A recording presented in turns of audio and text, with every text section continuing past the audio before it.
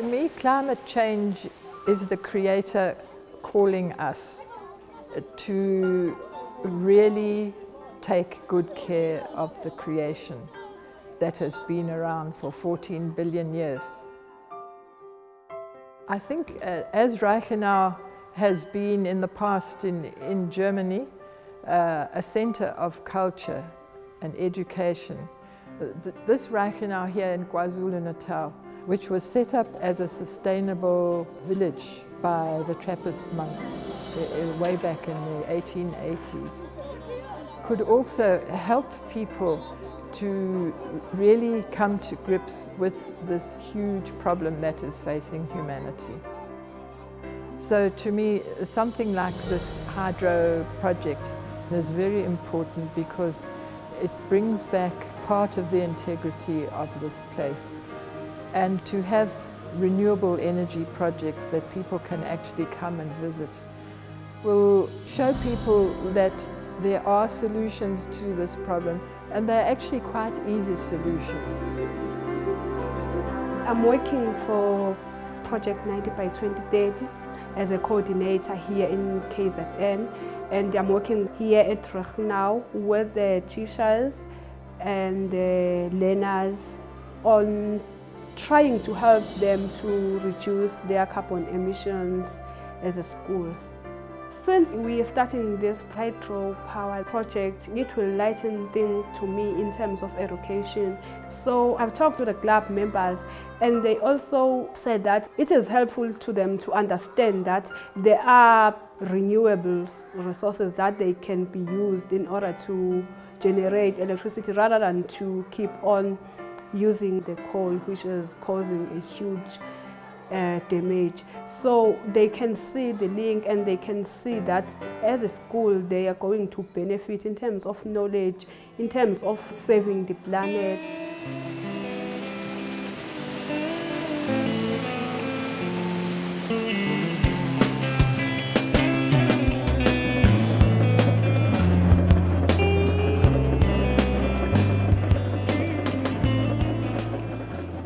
The Trappists that built Reichenau had this place to the point where it was self-sustainable.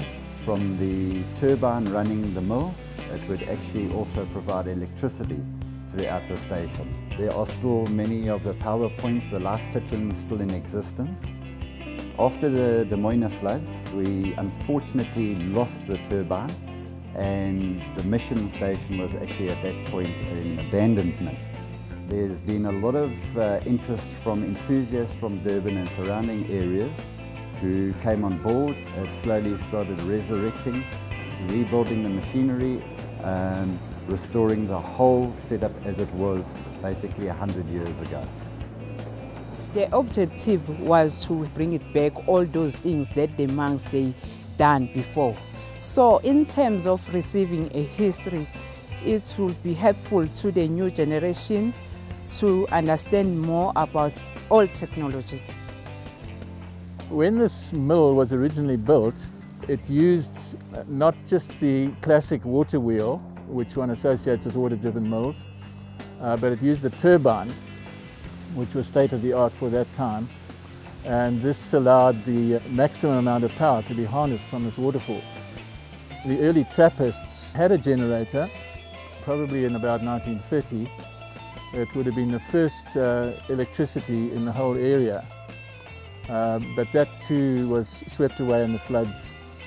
So today, in a way, we're turning the clock back and installing a generator to harness the power in the water.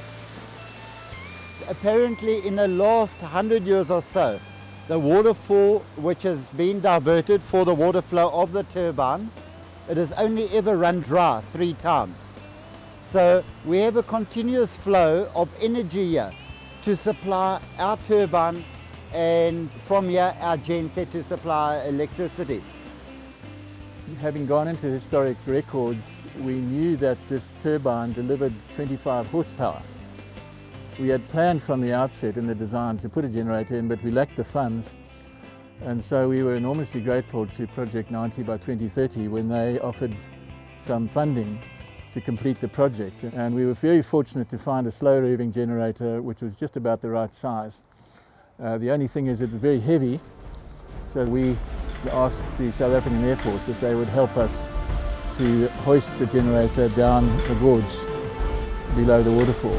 This involved very precision flying because they had to insert the generator down through the steel tower which was constructed and land it on the platform which was waiting for it. And it was a difficult exercise, but they achieved it in a wonderful way.